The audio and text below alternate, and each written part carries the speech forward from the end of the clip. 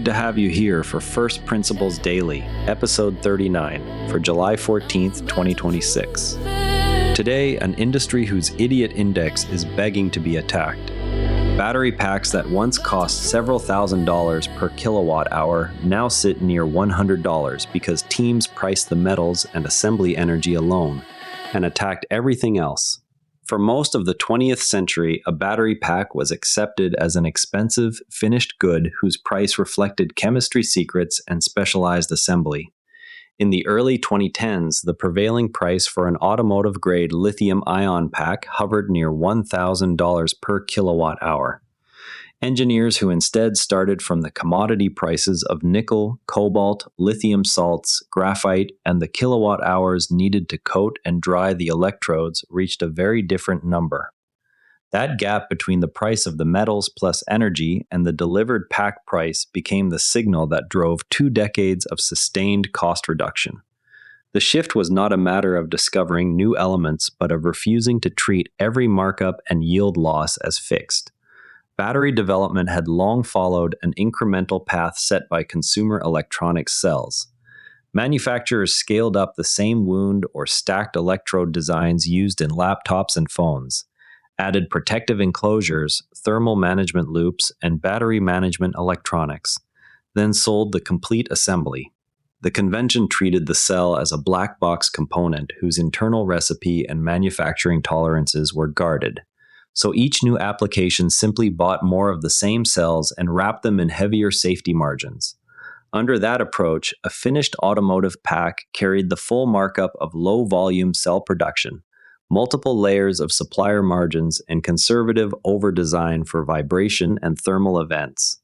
The resulting price sat at roughly $1,000 per kilowatt-hour in the 2010 to 2012 period. A figure that made electric vehicles appear permanently niche. Because every prior product had been built the same way, the high cost registered as an inherent property of the chemistry rather than a consequence of particular design and production choices.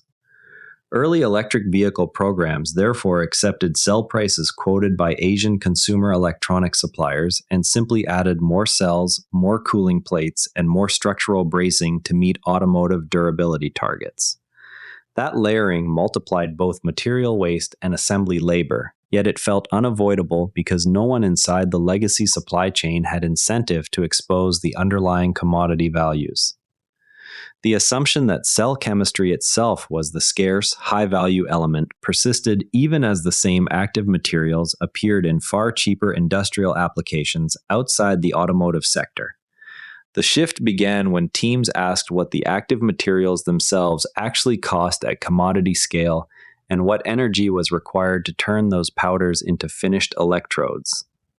A rough accounting starts with the metals: nickel, manganese, cobalt or iron phosphate, lithium carbonate or hydroxide, and graphite. Commodity prices for these inputs, converted to the quantities needed for 1 kilowatt-hour of cell capacity, land in the range of $20 to $40 under mid-2010s market conditions, the exact figure moving with metal prices and the chosen cathode chemistry. Adding the electricity for mixing slurries, coating, drying, calendaring, and formation cycling brings the total closer to $30 to $50. That range constitutes the magic wand floor, the cost if the atoms could be arranged without waste, yield loss, or intermediate markups. Dividing the prevailing finished pack price of roughly $1,000 by this floor produces an idiot index between 20 and 30, indicating that the dominant costs sat in cell design, process yield, factory throughput, and pack integration rather than in the raw elements. One immediate objection is that metal prices themselves fluctuate. Yet even when nickel or lithium prices doubled in later years, the floor remained well below $200, still leaving an idiot index above 5 and confirming that manufacturing overhead, not the atoms, still dominated. Several concrete redesigns then attacked those layers in sequence. First, cathode chemistry moved away from high cobalt NMC formulations toward lower cobalt or cobalt-free LFP variants. The change eliminated a volatile and expensive metal while accepting a modest energy density trade-off that was later offset by larger cell formats. Second, electrode manufacturing shifted from batch wet slurry coating to higher speed continuous processes and later towards solvent-free dry coating trials. Each step cut solvent recovery energy and raised line speed, directly lowering the energy component of the floor. Third, cell format evolved from small cylindrical 18650 cells to 2170 and then 4680 formats, reducing the fraction of inactive material such as cases, tabs, and separators per kilowatt-hour and allowing higher throughput per winding or stacking machine. Fourth, pack-level architecture replaced hundreds of small modules with larger structural cells that also served as chassis elements, eliminating separate trays, cross members, and hundreds of fasteners. Each of these moves was accompanied by tighter process control that raised first-pass yield from the low 80s to the mid-90s, shrinking the effective material waste factor that had inflated the idiot index. The cumulative effect was not a single breakthrough, but a sustained compression of every term above the raw material floor. Objections that larger cells would create new thermal runaway risks were met by improved electrode coatings and internal fuse layers, rather than by reverting to smaller formats, showing that the physics constraints could be addressed without restoring the earlier cost layers. By the mid-2020s, the same accounting showed pack prices approaching $100 to $150 per kilowatt-hour at the leading factories, an order of magnitude reduction from the 2010 baseline. The idiot index has therefore fallen from the low 20s toward roughly 3 to 5, depending on the exact metal prices and cell chemistry chosen. The remaining gap is concentrated in a few stubborn areas: the cost of lithium itself when supply lags demand, the capital intensity of building gigawatt-hour scale plants, and the still imperfect yield on the largest new cell formats.